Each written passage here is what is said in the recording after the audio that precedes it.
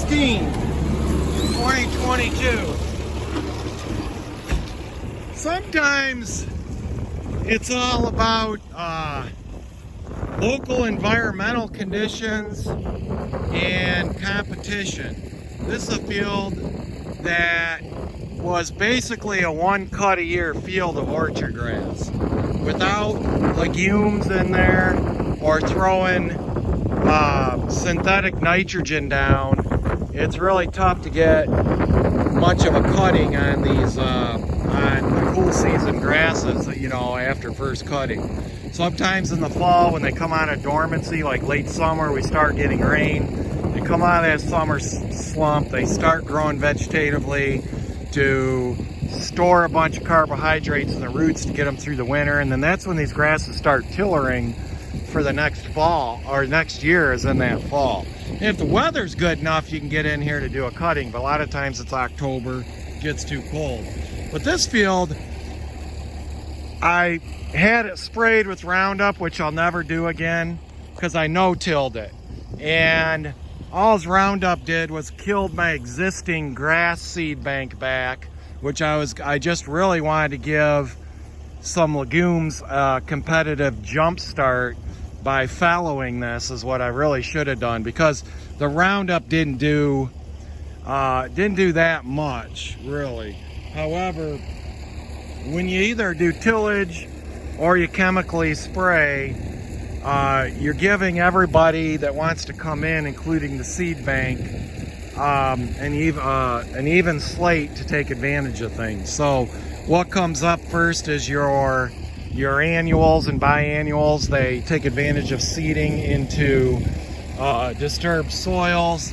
And then your perennials, they start slower. You know, your plants that, like your grasses that primarily are seeding through rhizomes and tillers most of the time, you know, propagating vegetatively, they come in a little bit later and then basically dominate if conditions are right. But what happened is after I planted this, we had some wet summers. We had a couple of wet summers recently, and these soils have been saturated for the last year, since about June of 2021. And what happened is I think the alfalfa got stunted back. Number one, I should have done tillage to give this a better advantage. So competition for the alfalfa did have a fair shake, and the burn back with the Roundup wasn't that good anyways. So I got bull rush out in the middle of a dry field. That's how saturated these soils got. Because even the grass that used to grow real tall here is stunted. You know, look at this Timothy, it's just stunted. And it's mid-June. There's just, this used to all be tall like this brome. And sure, it was a one cut a year field for the most part. But even the grasses are stunted. But here's bulrush out here. So number one, we had some of these species that I didn't want in here opportunistically had a good competitive advantage, I believe, because of the climatic conditions we've had, the saturated soils. I mean, I never saw a wetland species out in the middle of my field. So that just shows you there's a seed bank here, okay? And it's all around in here, you know? So parts of this are a lot better. I'm showing you the worst spots, obviously. But I came in and tried to kind of rescue this field, you know, broadcasting some ryegrass in, and in a lot of spots that did seem to help. The alfalfa, though, has just been stunted along with the grasses. So it's not just the alfalfa I put in, it's the grasses. And then we've had a lot of alfalfa weevil come in and skeletonize the plant. Now you get here where the soils weren't so saturated, you see more grass for sure, but you still see this bulrush down in here, and that's really not real palatable for anything. So this was a situation where reseeding the field kind of really made it worse. This would have been better if I would have done tillage. I had been putting manure on this for a few years before I did the replant to try to get the fertility up. wasn't real successful at that. But you know, from what I understand from a lot of people is a lot of those nutrients, a lot of those organics you put on, they do stay trapped on that upper surface layer. And it does seem that tillage would have worked better. My preference now on these fields would be to come in with a summer annual like Sudex, bale it up for the cattle. Get this, that's a good way to clean up the field. Get your fertilizer plowed, incorporated in, and probably have given my plants a competitive advantage. But I'm just puzzled at how worse this field turned out than what it used to be for years. And I've been baling this field probably, it's close to 20 years now, I think. And I always produced a nice crop of orchard grass. Once in a while, if conditions are right, I get a nice second cutting of grass off it. But this alfalfa is just struggling to really grow. And we are now 3 years out, so this, you know, again, probably fertility, you know, you could say fertility, but geez, it had plenty of fertility for grasses to grow, and the grasses aren't even doing that good here. So a lot of variety of species. This is part of the original field that never got sprayed or modified. So actually, I guess it's really not any thicker than what was there.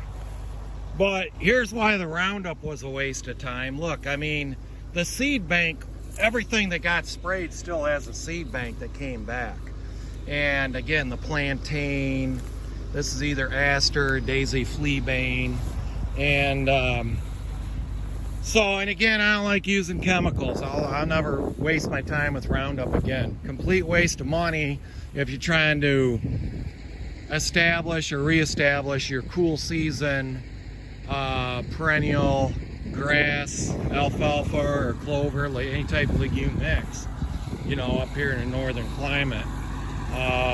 You're better, a lot of it has to do with the ecology, the site ecology, you know, I'm gonna blame a lot of this on site conditions here because of our climate. And, you know, you could say fertility somewhat, but I think everything's on a level playing field. So the weeds, you increase fertility, you're gonna increase the ability for the weeds to come in and grow as well. I just think that the niche was here for certain species to come in and inhibited other species, saturated soils, things like that. What that red-tail's got, rabbit. Yep, got a rabbit, got a bunny. That bunny, I saw that bunny get kicked out of the grass here while I was mowing, and that red-tail came down and got it. They can fly with the little ones. That's a good catch. That's a hell of a good meal for a bird like that. All right, this is another field on the same farm. I had similar issues with the grass being stunted. However, it has done better in this field. And what happened here was a pleasant surprise, that when you got rid of the sod competition, the trefoil, there was a good seed bank of trefoil just came up in here. The alfalfa's in here, but it's stunted, you know, just doesn't want to grow. Same deal, same farm, but different field. That's the trefoil in here, the bird's foot. That's just a feral variety. You get, you know, cultivar varieties that will grow a lot taller and produce a lot more. But right now, trefoil, you know, it's probably $8 a pound, hard to get. And right here, you know, you see the alfalfa in here, and but it just is really, something is really stunting this. And the only thing I can think of is microclimate. Here's a nice stand of Timothy with bird's foot trefoil. That for the last few years, these perennial hay fields have been under stress. We've had extreme either 2 falls ago, we had the wettest fall on record, so saturated soils. That was preceded by the last 3 springs before this spring. Had killing frost about the first week and a half of May that just whacked this grass right back. Last year we had that killing frost, and then it was just all droughty for 2 months, April and May, barely got any rain. And then we got into saturated soils from June until about June right now. We still got a lot of people in my area still trying to get corn and soybeans in. But, you know, I think that mowing obviously is going to give the perennials an advantage, get the fertility up, give them a boost, and this field will start looking better each year. I should have done tillage and not done the no-till, and probably would have had a better result. We got some nice Timothy here, and Timothy likes wet soils. It comes up here well in wet weather. And then some years we don't see the Timothy as much. It's obviously its basal rosette is there, but it'd be outcompeted in a lot of years by orchard grass. You don't see a good stand every year. All right, gonna get to cutting, and I'll have after day about 50 acres of hay down.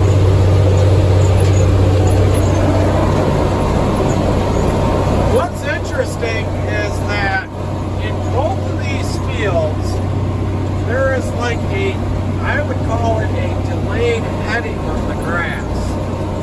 You see a bulrush there, it's headed right out, and it's taller than a lot of the grass. Because in there's a lot of very fine, small grass that's very leafy, and it has not headed out. It hasn't gone to seed or fruited. Maybe you'd think, okay, maybe it's nitrogen deficient. I'm wondering if it has to do with oxygen deficiency to the roots. I don't know if they get oxygen through the roots, though. You would think to rely on, you know, CO2 uptake on the leaf area, and then they are assimilating that carbon and producing oxygen. But maybe there's something about, you know, these hydrant-type soils, you know, when we get wet like this, that the roots are suffocating to some degree and have not provided, you know, enough water. The bird's foot tree flow, the yellow stuff, that's very shallow-rooted and loves water. So it could have to do with a whole bunch of things. Roots aren't going down deep enough and bringing up nutrients because of the water. I don't know. Definitely see a different species composition here now. After I came in and planted, and after a couple years of some pretty wet weather, but 2 springs in a row before this spring of some droughty weather in between saturated soil level.